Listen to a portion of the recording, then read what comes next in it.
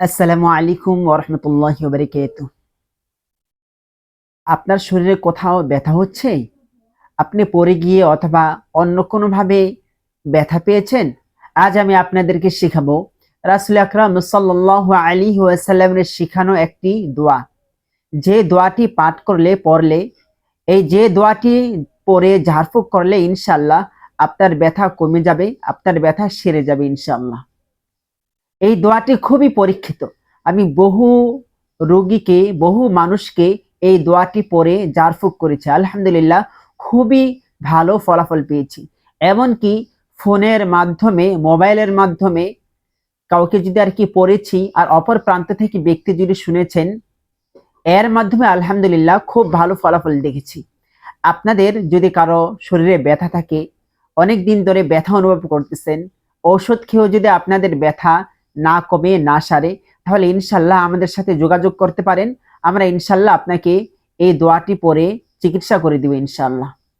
এই দোয়াটি পড়ার নিয়ম হচ্ছে, আপনার যেখানে ব্যথা অনুভব করতেছেন ওইখানে হাত রাখবেন। যেমন ধরেন আপনার মাথা ব্যথা করতেছে অথবা আপনার ঘাড় ব্যথা করতেছে, যেখানে ব্যথা অনুভব করতেছেন ওইখানে আপনার হাতটা রাখবেন প্রথমে। যেমন দেখেন, এইভাবে প্রথমে ধরেন আমার মাথা ব্যথা করতেছে বা আপনার মাথা ব্যথা করতেছে, এভাবে মাথায় হাত রাখেন। হাত রাখার পর এরপর 3 বার বলবেন বিসমিল্লাহ, বিসমিল্লাহ, বিসমিল্লাহ। এরপর 7 বার বলবেন আউযু বিইজ্জাতিল্লাহি ওয়া কুদরাতিহি মিন শাররি মা আজিদু ওয়া উহাযির। আমি আবারও বলতেছি দোয়াটি, আউযু বিইজ্জাতিল্লাহি ওয়া কুদরাতিহি মিন শাররি মা আজিদু ওয়া উহাযির। আমি আবারও বলতেছি, আউযু বিইজ্জাতিল্লাহি ওয়া কুদরাতিহি মিন শাররি মা আজিদু ওয়া উহাযির। এই দোয়াটি 7 বার পড়বেন, এরপর হাতটা সরিয়ে ফেলবেন। এভাবে একে একে 3 বার করতে পারেন। এখন যদি একবারে না কমে আপনার ব্যথা, তাহলে আবারও হাতটা সরিয়ে আবার বিসমিল্লাহ 3 বার বলে দোয়াটা 7 বার পড়বেন। এরপর হাতটা সরিয়ে ফেলবেন। আবারও মাথায় হাত রেখে দোয়াটি বিসমিল্লাহ 3 বার পরে দোয়াটি 7 বার পড়বেন। এরপর হাত সরিয়ে ফেলবেন।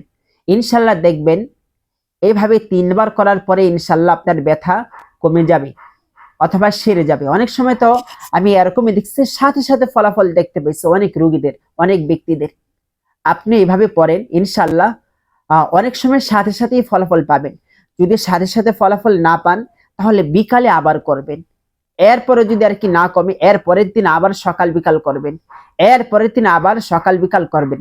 ইনশাল্লাহ 3 দিনের ভিতর, আমি পূর্ণ দৃঢ় বিশ্বাসের সাথে আমি বলতে পারি, 3 দিনের ভিতর আপনার ব্যথাটা সম্পূর্ণ কমে যাবে, সম্পূর্ণ সেরে যাবে অথবা অনেকটা কমে আসবে। এভাবে আপনি প্রতিদিনও দোয়াটা পড়তে পারবেন। আর আরেকটি প্রাকৃতিক ঔষধ হচ্ছে কালোজিরা এবং কালোজিরার তেল। কালোজিরা এবং কালোজিরার তেল, এটাও ব্যথার জন্য খুবই উপকারী।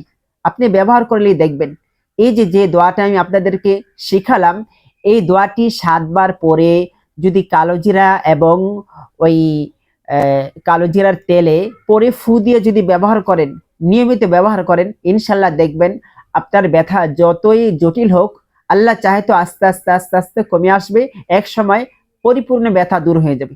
আল্লাহ পাক রব্বুল আলামিন আমাদের সবাইকে পরিপূর্ণ শেফা দান করুন, সুস্থতার সাথে দীর্ঘ হায়াত দান করুন। আমিন। আসসালামু আলাইকুম ওয়া রাহমাতুল্লাহি ওয়া বারাকাতুহু।